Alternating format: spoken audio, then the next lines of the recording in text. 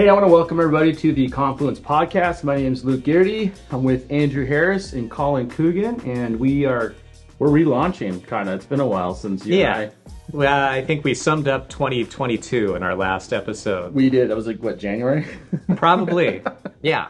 So 6 months later. Yeah. So, but we're joined today by Colin, and it's kind of cool because Colin, so if you've listened to previous podcasts, you know that my co-host was Steve Scow. Steve Scow is now a boat captain. Kind of flamed out of guiding. He gave up. Yep. So, but Hi, Steve. Hi, Steve.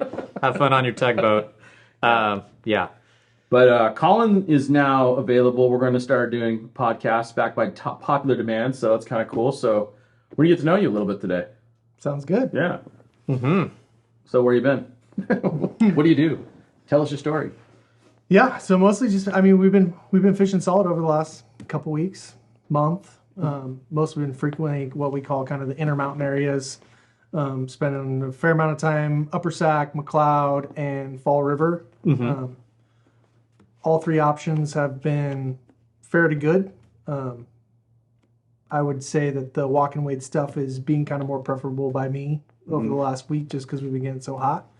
It's been nice to shed the waders and jump in the water and get amongst them. Yeah. So you've been doing some wet wading? Yeah. The waders got left at home like 2 weeks ago. Yeah. When it's 100 degrees, that's almost the only way. Yeah. I recall doing guide trips on Fall River when it got up to like 108 in Fall River Mills, and it's really hot in that boat. Yeah. So it feels like 130. Yeah, exactly. Heat fans just blowing on you. Yeah. Well, how'd you get into fly fishing? I'm kind of curious about that. I got into fly fishing a little bit later in life. So I was fortunate. I grew up with a dad that was an extreme, loved to go trout fishing. Yeah. Still does to this day. But we grew up conventional fishing, just like most people's stories, and avid trout and kind of bass fishing conventionally through young adult life. Mm-hmm. And then into, I'd say mid to late teens, I stumbled upon a fly rod and became a student of it. Just went down the rabbit hole. So, That's cool. Yeah. Yeah, and then because we both fished with your dad. Your dad, shout out to Mike. He's a great angler. Yeah. And I like that he uses a fly rod, but he's also not afraid of going to the dark side. He's not a purist. No, he's not a purist. He loves fly fishing.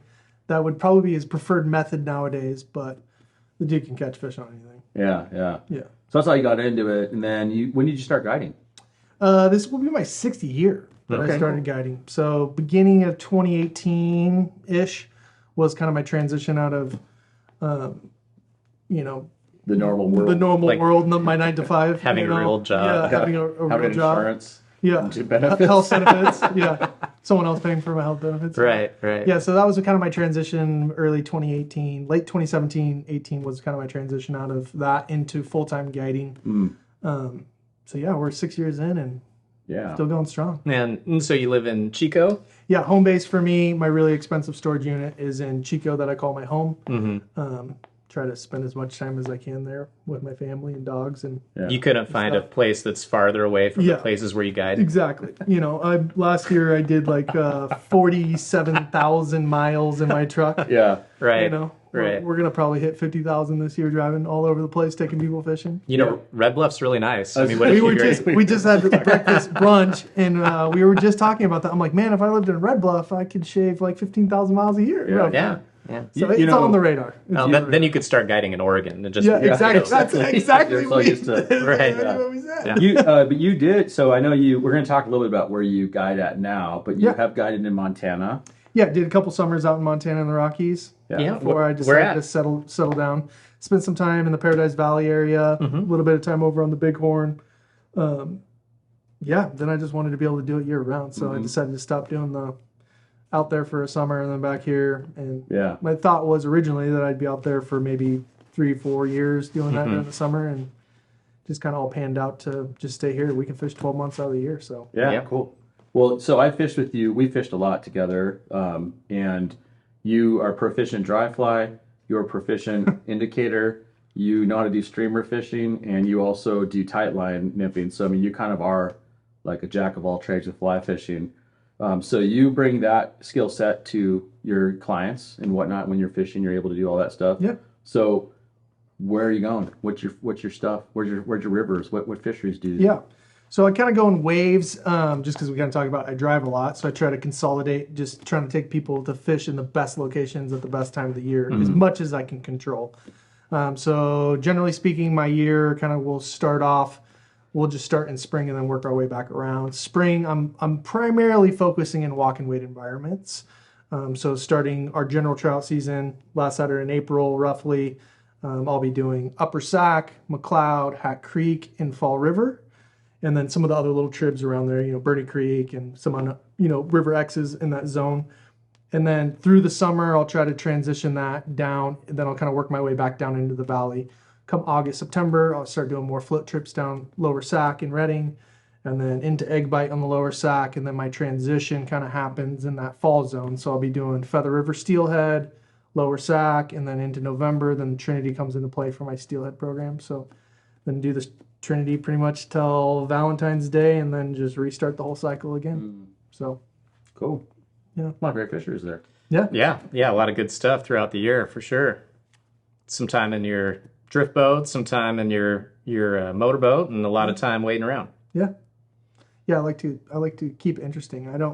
I enjoy all the fisheries Northern California has to offer, but I don't know how you guys just wrote one river for the whole year. Wait, you guys. You're talking about Luke. It's actually 2 rivers. Thank you very much. Because I don't even row at all. So I know he's not talking about me. I know. I was like, who? What guys? It's 2 rivers though. Come on. Yeah. I like a little bit of variety. You want to walk and wait? Let me tell you about my friend Colin. He loves. He loves doing that. Yeah, so that's pretty cool. So what's your favorite out of all the places that you guide? What's your favorite place to guide on? So generally speaking, through the years, McLeod has always been my sweetheart. Oh, cool. Okay. I would probably call, over the last couple years, Fall River is my mistress. So it's slowly becoming one of my favorite places to go fish for myself and take people. Yeah. The McLeod, for me, personally, as an angler and a guide, the reason why I love it so much as my favorite fishery is because it doesn't necessarily put you in a box. A lot of fisheries around California and even in the West, throughout the whole West, most of the time, if you're not fishing a certain way, you're not going to have a chance of even hooking a fish. Where I feel like the McLeod, on any given day, you can go into the river saying, I just want to throw dry flies, I just want to rip a streamer, I just want to chase a bobber, I just want to pick pockets with the tightline rig. You're going to catch a fish. It may not necessarily be the most productive for that said day, but it doesn't squeeze you into a box where you gotta chase a bobber all day long or something. You have options. Yeah. And Fall River can kind of be like that too, where you can go out on the river on most any given day and be like, hey, I just want to look for the one fish eating a dry today. Yeah. The couple fish, or I just want to pull an intermediate line with a sink, with a leech or small bugger, streamer. To catch a fish that way, or I'm okay with trying to maybe increase my numbers and fishing a bobber downstream. So those kind of fisheries, to me, as an angler and a guide, I like that. It gives people options. Yeah, I was living in California for 6 years before I ever went to Fall River, and he would always talk about Fall River because I think he'd always say like, oh, it's one of my favorite places. And last year I went a few times with Mike Wright, and I was just like, my mind was blown. I was like, what is? Yeah, I mean, it's like I was telling you today at breakfast. Like, I've never seen that many fish eating dries like all day long. There were just tricos everywhere, and there were fish rising everywhere. Every fish was 18 and just fat and healthy. I mean, it was epic. And then you had the hex hatch. I mean, I was put that on top. Yeah, I mean, I was like, my mind was blown. Like, I was like, everything I know is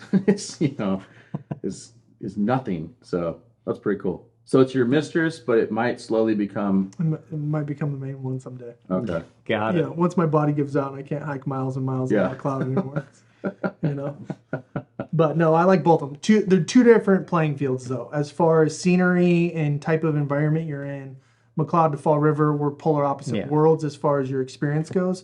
But they both kind of, in my mind, share that one common trait of being able to do a little bit of everything. And you guided, Andrew, you guided on Fall River for a long time. Yeah. Maybe for those watching or listening to this, because there's a lot of people that I've had in my boat, on the Lower Sac who have done the Lower Sac a ton. but they haven't ever fished Fall River, because I'm now at this point where I'm like, hey, do you guys fish Fall River yet? And they're like, no, you know what? Tell me about that. Like, let's maybe just talk for a few minutes about Fall River. Like, give us a summary, because it's like our Big Sky.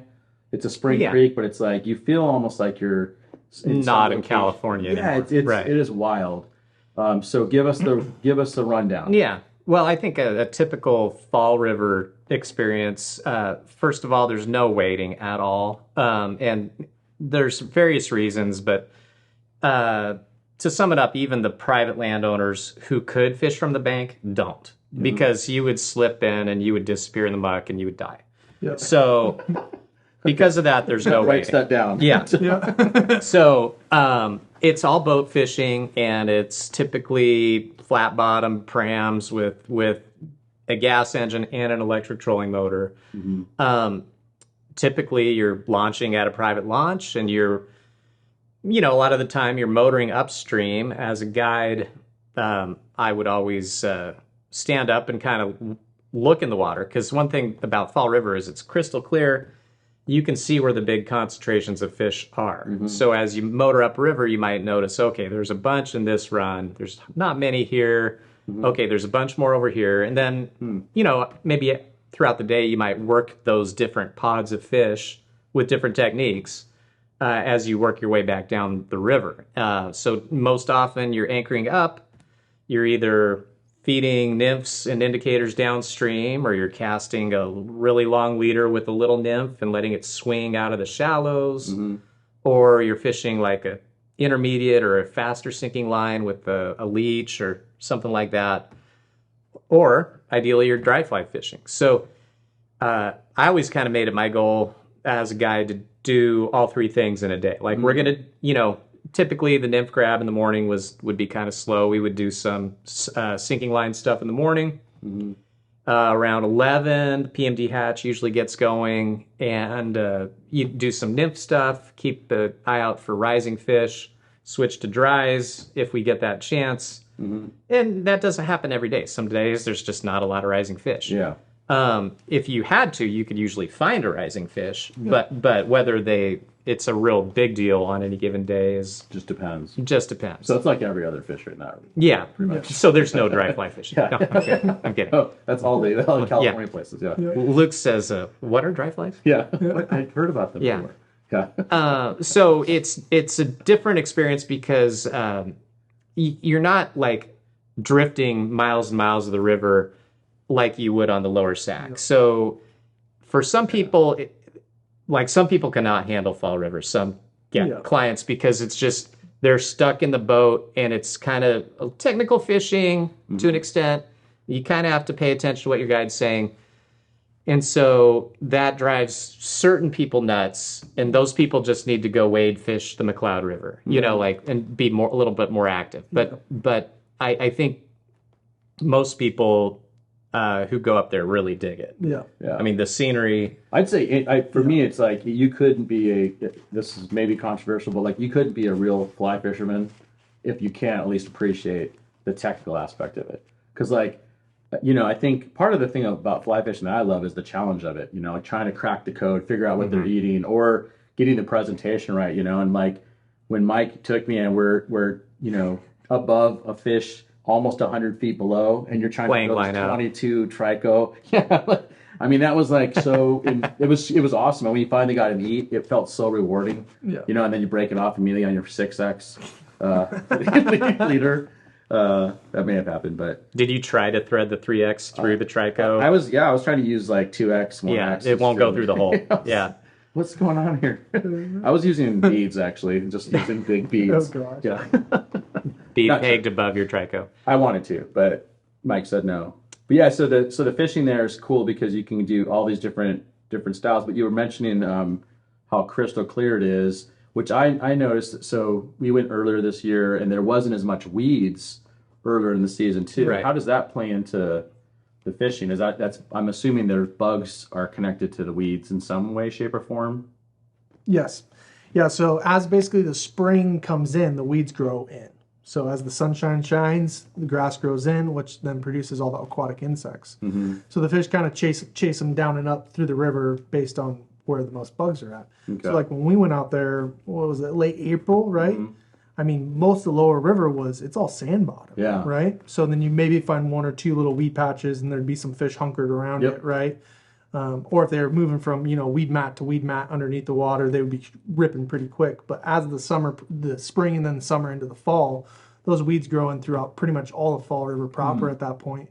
So it provides, one, a lot of bugs for the fish to, eat. And then two, it provides a lot of shelter for them too. So then, I personally think the fishing gets better and a little less technical as the season goes into the fall, just because, one, it hides us a little bit and it hides them. So they can kind of cruise through their lanes and, we can get a little closer, but and they're in their happy place when they're in those weeds. Yeah, absolutely. Do you make your clients like stare up the whole time you're motoring up? So that way they don't see the hundreds of fish, literally hundreds of fish that you're passing over? Yeah. There are some spots on the river that I will occasionally have to distract people because we want to fish down through the river. I typically like to motor up, and then I'll kind of fish. I'll spot, like Andrew was saying, as I'm motoring through the river in the morning, I'm standing up on my deck, on my tiller, and I'm making mental notes of where most of the fish are at, right? And then I start kind of picking my way through the pods that I think are going to be the most grabby for the day. But sometimes people get a little antsy when they start seeing, you did it, you've done it. Mike, what are you doing? Like fish upstream from you. Yeah. Like they're everywhere. When you start motoring, and like there are parts of the Fall River where you're literally parting the Red Sea of trout. It is crazy. And it's I mean, I remember the first time I ever personally got to be on Fall River, and I felt that way. Just the same way that people in my boat feel. It is let me at them. Pretty ridiculous.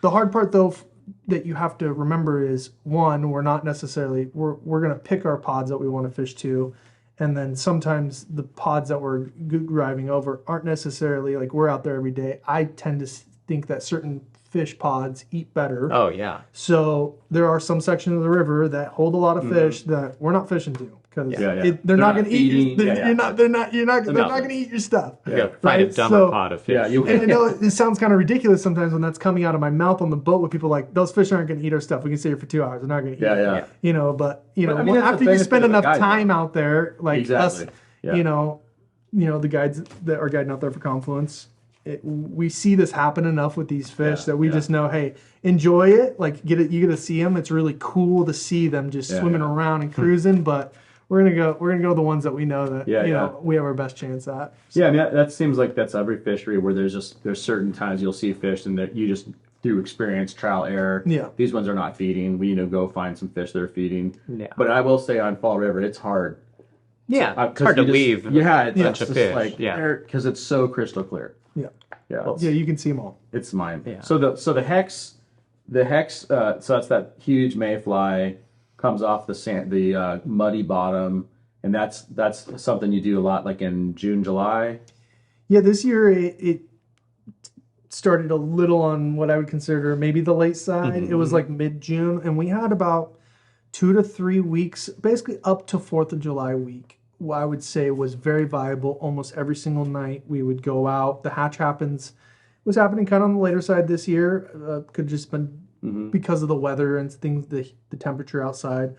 But our hatch was going off kind of in that 9:05 zone. It seemed like the first week, 9:15 the second week, 9:23 that 4th of July week. Kind of bumped a little bit each week, and the hatch would come off. You'd get a couple eats on the dry fly prospecting, about an hour before the hatch would come off, and then it would come off.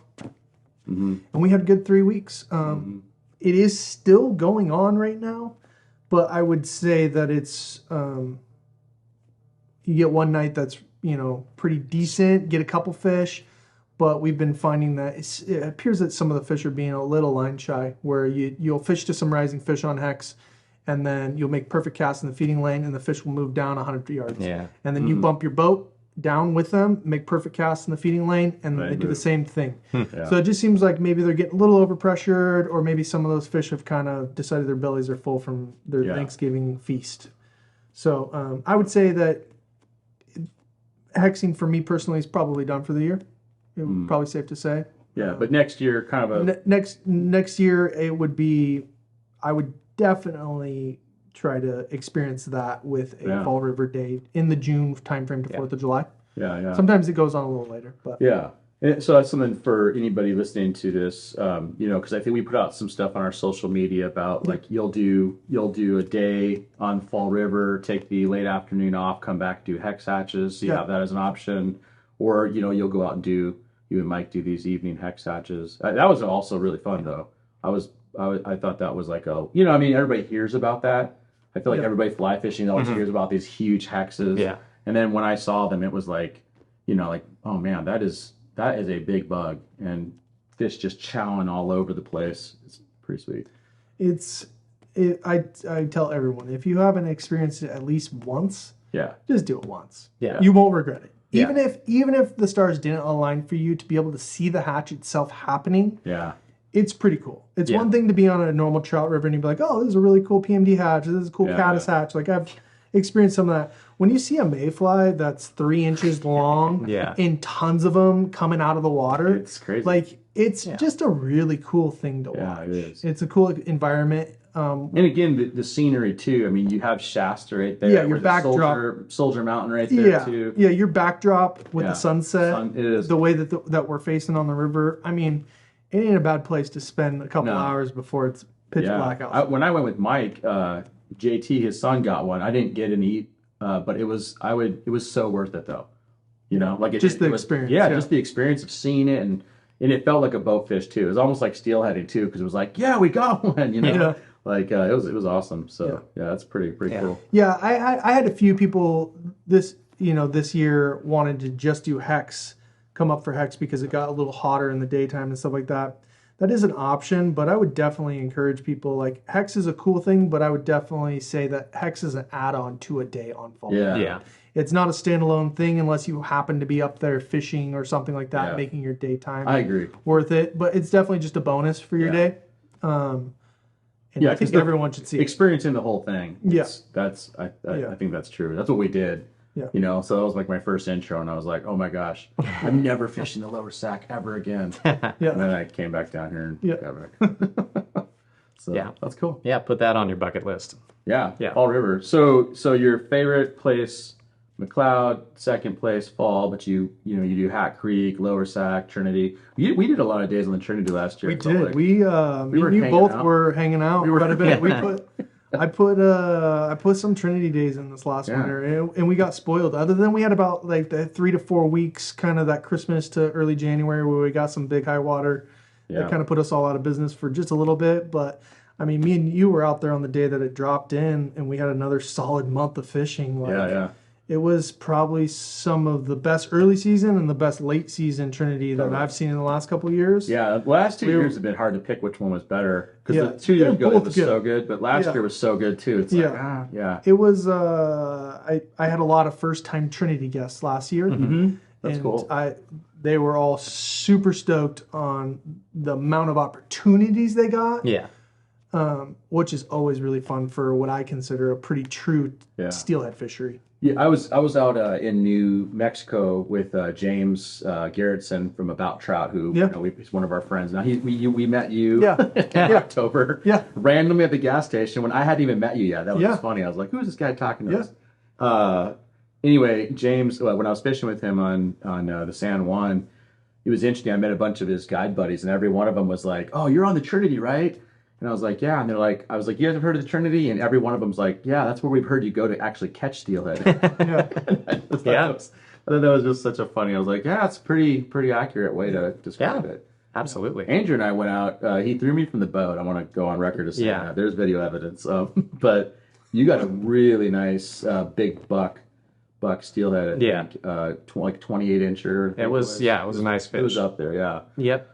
That was pretty cool. And then I threw you out of the boat. I don't think you were actually in the boat when you caught that fish, so I can't claim. You can't really claim much on that. I can't say that I guided him into that, but it was good. But your thoughts. You've been on the Trinity for 20-something years, about right? Mm-hmm. What you've seen it go through the down, and then the last few years, it's just really come back. Yeah, it was been super solid the last couple years. There were some years where it was just more like you were excited to have a, 2 or 3 opportunities. Yeah. And even on those years, there would be some banner days where you'd hook 10 fish, but like your average was not very good. Yeah. So hopefully this cycle will continue where we're having good numbers of opportunities on a typical day. Mm-hmm. You mentioned, I'd love to know what you guys think about this. Because I think I've had a lot more of my regulars go over to the Trinity now. Like I'm, getting to the point where I can kind of like talk them into it a little bit. Mm-hmm. Yeah. But for somebody who hasn't fished the Trinity yet, maybe has fly fished a little bit but hasn't done Trinity, I always feel like is the best thing is like, let's do one day on the lower Sac and then do a day on the Trinity in that order. And it kind of gets them, to the point where I feel confident that we're going to be able to fish the Trinity at least the best we can. What are you guys' thoughts? You guys agree, disagree? I highly encourage people to do that when they call me and they want to book a 2-day trip. Mm-hmm. And sometimes they may not even have an interest in the Trinity. They just want to do 2 days on the lower Sac. And I will say, well, hey, maybe do 1 day lower Sac and 1 day Trinity.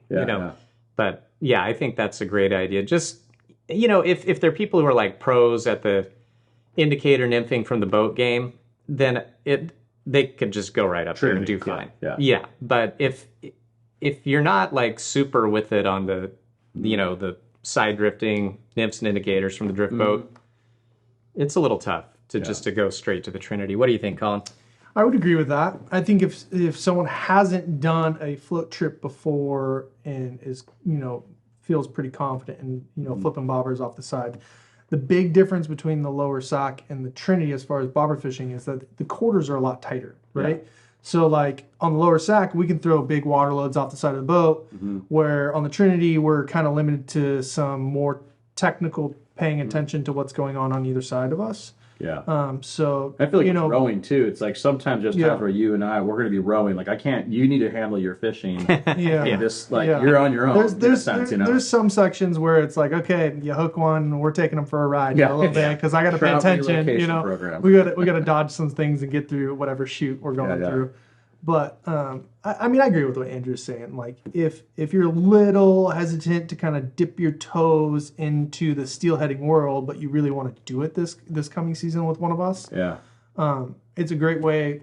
Lower Sac day 1, day 2 Trinity, right? That's a good way to do it. Now, if we can demystify a lot of that, because I think a lot of people have this like the steelhead thing seems like it's so like just unattainable. Yeah, like I've had so many clients over the years who are like I remember this one lady. It was such a cool thing. She hooked a steelhead like pretty much right away in the drift, on the trip, and literally starts crying. And she's like, this has been a bucket list item for me my whole life, and in her mind she was like, I thought I'd have to do like 50 trips before I'd ever finally get one. And I'm like, in a lot of places that's probably true. Right. We're fortunate enough to have this river that is fairly consistent, and fishes really well, but. Yeah, so it's kind of cool to see that, Yeah, that's awesome. Well, and I think to kind of reverse it a little bit, like if you are intimidated by doing the Trinity or a steelhead trip, if you've done some drift boating, especially if you've done indicator nymphing from a drift boat, you're ready. Just do it. Don't be afraid of it. That's right. Yeah. Yeah, that's exactly it. It's like not. I think it's not as. And I also one of the things I think. You and I do a lot of we have new people who haven't fly fished sometimes, or haven't done a lot of it. So it's like we can kind of help, flatten that curve a little bit. Yeah, regardless, it's going to be the same experience if you've booked one of our guides before on the lower Sac and you've already experienced that. You're going to get that coaching and that education through the process. The Trinity chasing steelhead, it's going to be that, maybe even more, right? We're going to be more on top of things and making sure that 1, your day is enjoyable, right? And then 2, we want to get you on the steelhead too. Totally. Right?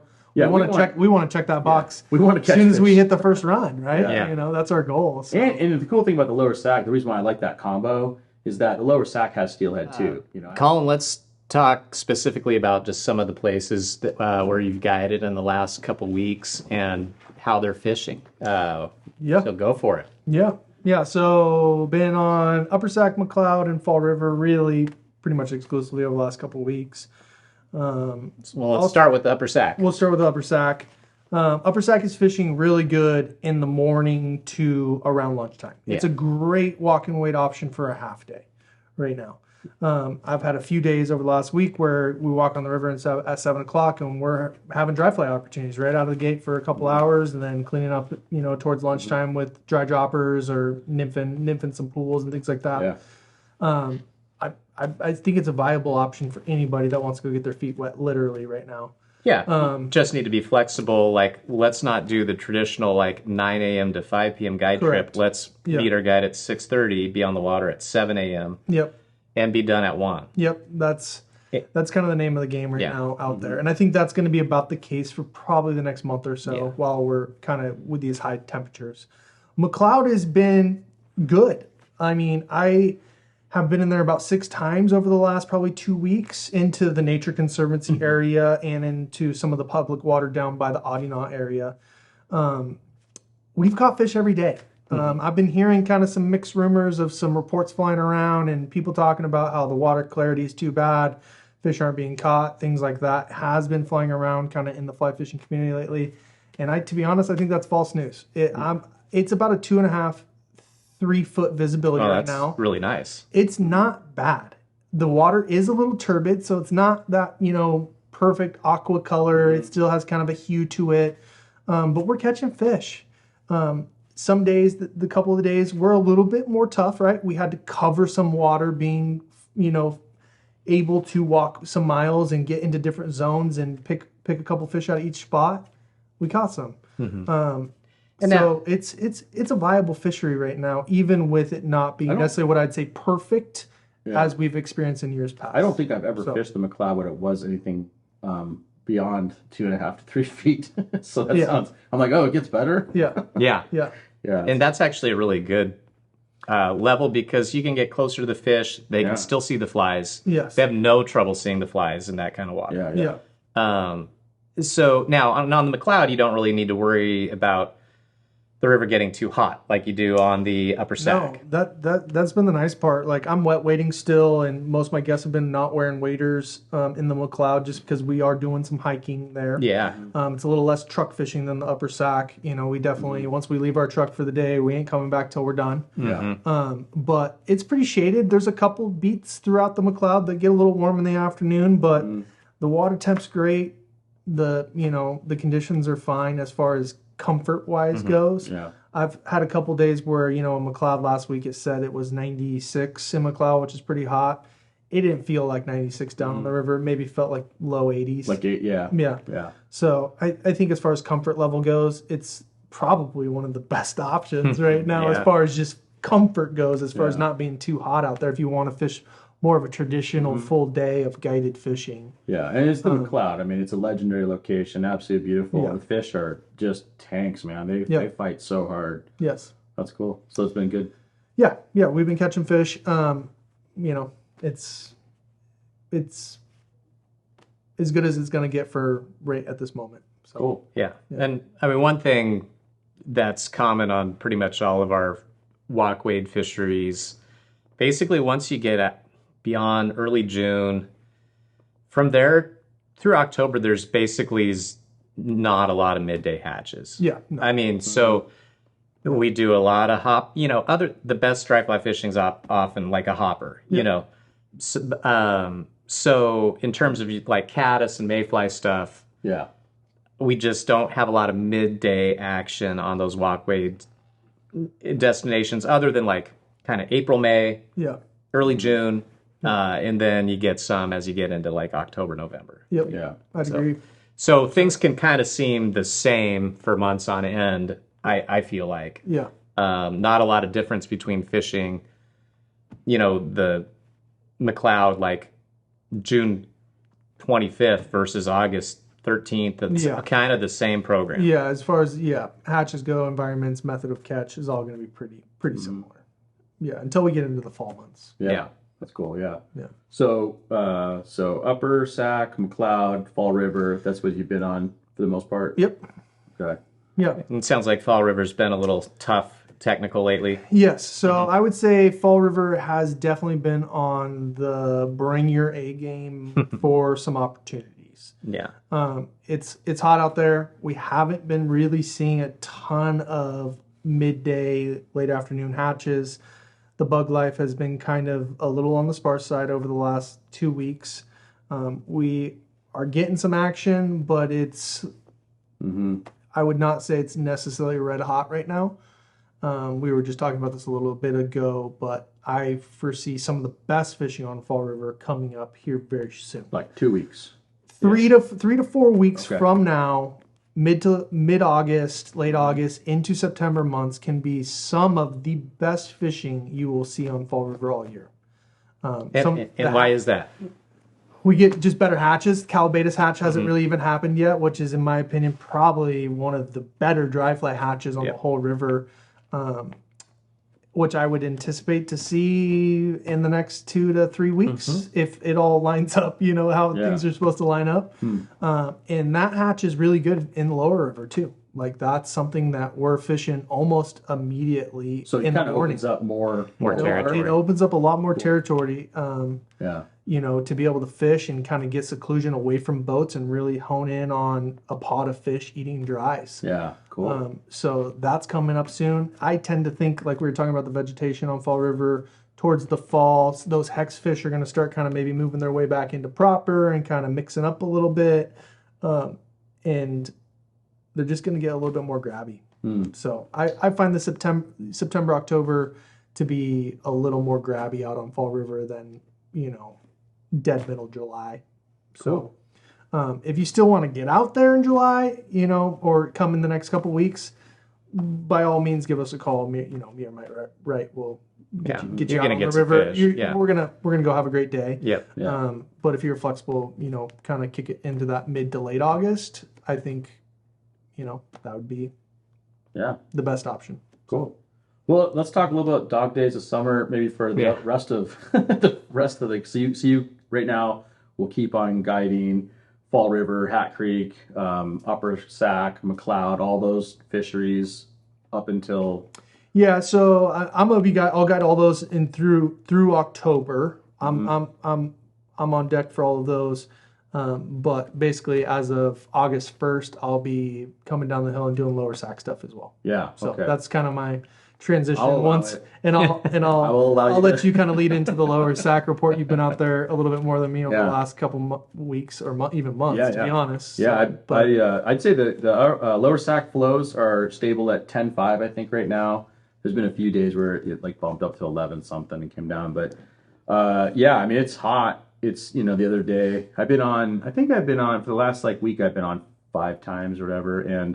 But for me right now, I've been doing a late afternoon to evening floats, doing a lot I think that's the game plan. So if any of my clients are interested in going, I'm half day float, the caddis and the PMDs and the blue wing olives have been just popping big time. Seems like the caddis has been, the preferential bug of choice, but I mean, we hooked a lot of fish the last three nights. Pretty right out the gate, 4:30, just started railing 20-inch fish after 20-inch fish, which was really cool. I don't feel like that's not always the case. But just the good old size 14 pupa. Nice. The classic. And it's funny because people do not believe me when I'm telling them what we're using. So, can it be that easy? Yeah, and I'm like, no, yes, literally, it's this pupa right here. But so I think we talked about this in January about our river, look back on 22, how when the opener for the top section at Sundial Bridge, Posse, down to 44, when that opened up, it potentially was the best fishing on the Lower Sac that we've ever experienced. And that'll happen August 1st. Yes. So they're last year, I was telling Colin, from August 1st until the middle of October, it fished that way for me. Yeah. Even in the middle of the egg bite, I was still doing evening trips up there. Doing your signature evening. Yeah. I'm I would drop my clients off and be like, well, I'm going see you later. See you later, I feel like it cools down. The bug activity in the evening is just very good. It is. Yeah. Because I feel like there's always this transition period where it's where are the bugs at? In the middle of the day, there are no more hatches anymore. It's maybe too hot or something. Yeah. And then, but man, once about 4 o'clock comes on, you get there and there's tons of caddis, tons of mayflies. So that'd be a big recommendation for me would be like if you want to, get out on the lower Sac when it's cooler, it's kind of a nice time to go in the late afternoon up until evening to fish up until dark. It's a great way to do it too. Dry fly fishing, trout spay. We're gonna do some trout spay soon. Yep. So, next week. Yeah, so it'll be fun. We also have. I've been talking to Dylan Woodrum up on the Klamath Basin. So he's guiding, I guess, Williamson River and Wood River, and then he does the lake a bit up there. And fishing's been picking up. I mean, those fish are he's been texting me some huge photos of rainbows and browns the last couple days. Yeah. Some of our clients have been up there. So that, sometimes it's hard to get excited about fishing when it's 110 degrees, but like some of these fisheries really peak during the summer. And the Klamath Basin is one of those fisheries. Yeah. And that's because these fish are trying to get out of a really hot lake and into a cool river. So they're kind of piling into these tributaries. And so when it's hot, that's when the fishing's typically best. Yeah. So a great dog days of summer option for a great guide trip is to fish the Williamson or the Wood. And Dylan is the guy. Yeah. Their hotness compared to where we live. Yeah, it's not as hot. Yeah, I'm like, it's like when people it's like, in it's 90. Montana complaining about 80. Yeah. And I'm like, that sounds so cold. Yeah. Yeah, I think, and Dylan's a great guide. So the methodology on the Williamson and the Wood, it seems like mostly swinging. A lot of streamer fishing. Yeah, and it's I've gone with Dylan a number of times now, and it's like you're quarter casting, and most of the time I feel like they eat it on the strip too, rather than the swing. That's the most often when you're getting grabbed. So it's freight train. I think last year when I went with them, my first fish was like a 12-pound fish. I mean, it was just yeah, and they're like, oh, it's a small one. What? Like, what are you talking about? But just huge fish. They also you can do some indicator fishing too. The Wood River is really a cool river too because it's like a Spring Creek style. It kind of meanders, really pretty, grass everywhere. I think fishing with Dylan would be really good all the way up until the end of August. And I know he's got some days available in August, I believe. Right? Yeah. Mm-hmm. Yeah. So what else we got? Dog days of summer. Yeah. Where else should we go? Well, bass down on the Delta. Oh, largemouth bass. Yeah. We're doing that. I was just saying. We're doing that. Yes. Yeah, that is a great option. Nice Tedford. We're gonna have a video out about that soon. Yeah. We're really excited. We've done the smallmouth game and the striper trip with Bryce, and so the other big thing to do is to target largemouth. So we're going to go give that a shot. Frog poppers, I think, is what that's right. Yeah. We're going to use a couple of the 30 rods he has written in the belly of his boat. No, you need to know about this. And actually, I would recommend people book a trip with him just to see this. Okay, he's got this Ranger boat that is just like it just rips, and he has this vault where he just opens up, this door in front of the bow, and it's like shining light, and there's so many rods in that thing. It's overwhelming. Yeah, and he's like, well, yeah, I have 2 of everything. 2 intermediate, 2 of, every sink rate you can have. Scenario. For 6 weights, 5 weights, all the way up to like 8 weights and 9 weights. Yeah. I mean, it was crazy. Yeah, it was overwhelming, actually. I was like, I thought I had a lot of rods, and then I was like, I have nothing. Go home, rebuy. And that trip's also kind of a morning trip. He gets after it early. Mm-hmm. You're done by 2:00. Yeah. Just to avoid the heat and the kind of boat traffic. Super fun. I mean, I think who would it be good for? Anybody that loves fly fishing, obviously, but especially kids. Like a dad or a mom taking out their kids. The smallmouth thing is perfect for that. It was too many fish. How often do you say that? Not very often. Yeah. No. Only a few times. Yeah, my son and your daughter, who had a fishing competition in the boat, where my son learned that he will always lose no matter who he's fishing against if it's a girl. Yeah. That's what he learned. Yep. It's a good lesson. Yeah, it was a good lesson. But they had a really great time. And my son always is like, hey, when do I get to see my favorite guide? And I'm like, oh, you want to see me? He's like, no, Bryce. I'm like, Right. Duh. Yeah. Duh, Dad. Thanks, man. So we've got a pretty good amount of options. Right now, lower sack afternoon, evening fishing is fishing really well, and I want to highlight it's fishing very, very well. But only if you like big well trout. Yeah, I know. If you're not into that, I wouldn't. Colin hates it. I wouldn't go there. Yeah. Yeah. So I'm fine. You can stay on the Fall River. I'll be on the lower side all day long. But yeah, Fall River in the next few weeks will be popping off really good. Otherwise, walking Wade right now, you're saying is that this is the time to go now. McLeod, Upper Sac, etc. So yeah, so there's a lot of good options. Yeah. Then Fall's right around the corner. Yeah, and then I guess just talking about some upcoming things. Yeah. So a couple things to highlight. First, let's talk about Spay Camp. You and I have gone the last 2 years. Mm-hmm. This is you guys are having it September? Yeah, the first camp, I think, is September 16th, and it goes through about October 20th. Okay. And so we have 7 camps. They're all 3-night camps. So you get to camp around 1 p.m. Mm-hmm. You fish a half day. You have 3 nights in camp. Mm-hmm. So 2 full days of fishing. Then your last day, you have another half day in the morning before you go. Mm-hmm. 6 people max per camp. So we have a great chef. Francis is going to be back. The food is amazing. Yeah. And the fishing is awesome. Yeah. The camaraderie and just the experience is awesome. The only way to get to camp is by jet boat. Yeah. And we have these huge wall tents like hunting outfitters use. So we have just 2 people per tent. We have a flushing toilet that also incinerates everything that goes into it. That's amazing. Which requires its own generator. Yeah, it's next level, man. Yeah, it's next level. And that trip, Spay Camp, the guides are, so Brian Coleman's up there. Gino's obviously your partner, Gino. Gino owns the camp. Gino is the man. Yeah. Who Randy, else? Randy, Dax. Dax. I mean, it is the who's who of Spay people in Northern California and Southern Oregon.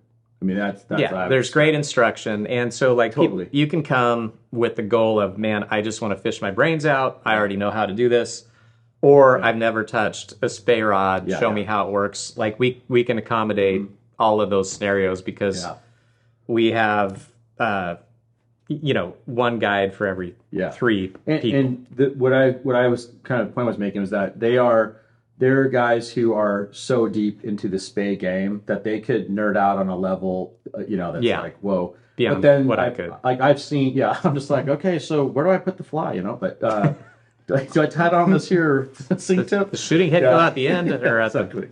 But they, I watched Brian Coleman 2 years ago. We had a group of guys that came from, I think, mostly from Las Vegas, if I remember correctly. Yes. And like one of them was like a go-getter. He was up at every morning, crack of, the sun come up. He was already out there casting. And then his 3 buddies had never, ever done it before. And by the end of the trip, they all could cast a Spay rod and they all caught fish. Yeah. So to me, that was a pretty impressive part of it, because Spay Camp, it really is for everybody. You could have never done it ever and want to get into Spay fishing, or you could be like the guy or the gal who knows how to do every cast in the book. How far away from the mouth? The camp is probably, it's less than 10 miles from the mouth. 8 maybe? Yeah. Yes, yeah. So, I mean, you have fresh fish. It's pretty awesome. So that, we have dates available for Spay Camp. Yeah, and they're in the later camps. I think we have 8 spots still open.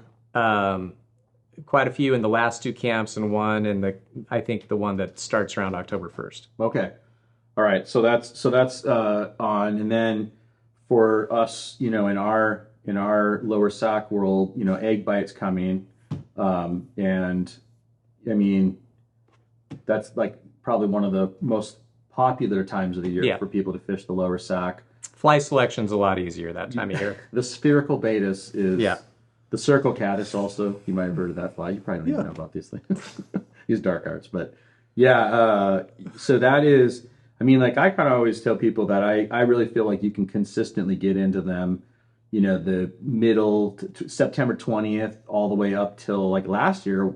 It was like December before it really kind of slowed down for me on the egg bite. But Yeah, I mean, like prime time is October is when, Yeah, like the whole month of October is kind of, yeah. You could consistently guide as a guide 31 days in October. Yeah. Yes. And I mean, fair. Yes. So for anybody who wants to get out on a weekend, I guess you were mentioning this is probably the time to start looking at booking somebody who guides on the weekend, because otherwise you might not be able to get anybody. Yeah. If your schedule's more flexible, you have a little bit more time to book a guide. But I think if you're a weekend warrior, you might consider booking your trip for those popular times soon. Yeah. And those are early in the morning, off by 1 or 2 generally is what I kind of do. It's kind of early morning thing. But the fishing is really good. There's a lot of salmon. This year there's no salmon fishing in California, so that is going to be interesting. Yeah, maybe we'll have more in the river. We'll find out. Yeah, it's going to be an interesting. Yeah, it's kind of we won't have to navigate as many jet boats. Yeah, that's true too. Yeah, I mean, I floated through Barge Hole last week, and I was like, this is so weird. There's nobody here. Throwing for I mean, I feel for the guys that are losing income that make a living doing a similar thing that we all do. Yeah. I can't even imagine if someone told me that we couldn't trout guide for a period of time. Like, it would be detrimental to all of our families, right? Yeah. But it'll be interesting having a fall this season on the SAC. Yeah. They're not there. Yeah, and someday it'd be interesting. We should do a podcast on that. I mean, because I just got back from Alaska, and on the Kenai River, which has been a world famous king salmon fishery for forever, it's closed. Yeah. Emergency orders, and that really kind of hit me a couple weeks ago when I was up there fishing in Kenai. I was like, it's hard to imagine, because when I was a kid growing up there, I mean, like, we went king salmon fishing, and this is why that's closed. There were literally hundreds and hundreds and hundreds of boats out there. There was just so many people fishing for them. So so it's kind of crazy, but at the other hand too, I'm glad that they're doing something about it in order to help protect the fishery too. So it's like a crazy thing, but. So egg bite. So you have Spade Camp, egg bite, Trinity, steelhead. Steelhead, Trinity. I mean, really, the Trinity fished great for me starting in September last year. Yeah. And so September until, I don't know, March-ish, mid-March, it seems like is about the latest I did. I don't know, 15th, 14th, somewhere on there. Yeah. I mean, you went a little bit longer than I did. I'm usually calling it Valentine's week. Mm-hmm. That's usually my stopping point. Yeah. Just transitioning to other stuff. Pictures. Not that it's not good and viable. It's just that I'm personally usually going elsewhere. You've moved on. I've moved on. Yeah, you're done. But yes, Trinity can fish as good as early as September. October to January, February is like what I would consider prime time. Yeah. Yeah. So, and the big thing for people, if they want to kind of know, our confluenceoutfitters.com, we've got river reports on there. Yep. Our social media, Instagram, YouTube, and Facebook. We're trying to put out more videos that would, help people kind of know what's going on. You and I did a lot of Trinity videos, I felt like, last year. We did. Yeah. So we did. If we were guiding or fishing, we had cameras running. We were trying to keep everyone up to date on the latest fishing report. Yeah. I think we're trying to not trying to overflood the reports, but trying to keep everyone up to date on what's going on. Yeah. It was a lot of fun, too. So. If the roles were reversed, I'd want to know what the latest and greatest report was. Yeah, so that's kind of the upcoming things. Got anything you could think of you'd add to that? Well, we do all kinds of trips on the Trinity. So we have guys who do spay-only trips. Yeah. We have guides who do bobber-only trips. Mm-hmm. Yeah, so whatever technique you're into. Combo trips, too. Yeah. Some guides will do combo trips. I love those. Those are my favorite, actually, now. Because, I do. And we also do a lot of group trips, which I think can do group trips. So I think, for... Fly clubs. Yeah, you've got like 2 or 3 or maybe 6 people that are like, hey, we'd like to go fishing. I mean, that's kind of, you and I did some group trips last year. Quite a bit of that.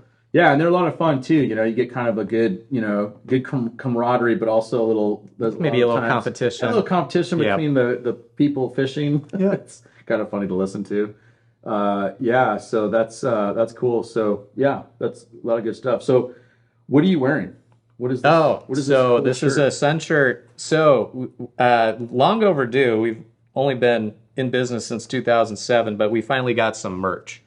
I'm going to announce this soon, but we're going to link the merch store to our regular website. But it's confluencestore.com. Mm-hmm. And we'll have another big announcement about it soon. But we have sun shirts, we have t-shirts, we have hats, stickers, other things. Cool. Yeah. So check it out. Do you have mouse pads? You know, a lot of those stores. It's have very mouse tempting pads. to do the mouse pad. Yeah. No, I just got 144 mouse pads shipped to my office that they're on sale. No mouse you pads. You will pay them $20 to take them off your hands. One of my daughters has been asking for a mouse pad because I have this old one that's literally like the size of a postage stamp, and it just doesn't work. So I might have to do the mouse pads. That's funny. Yeah. Yeah, that's cool. So they can go to Confluence Store. Yep. There you go. All right. Yeah. So for all of our clients that are always asking for the sun shirts, especially everybody always asks about those. It's got our logo in the back, slogan in the front. Cool. Yeah, looks good.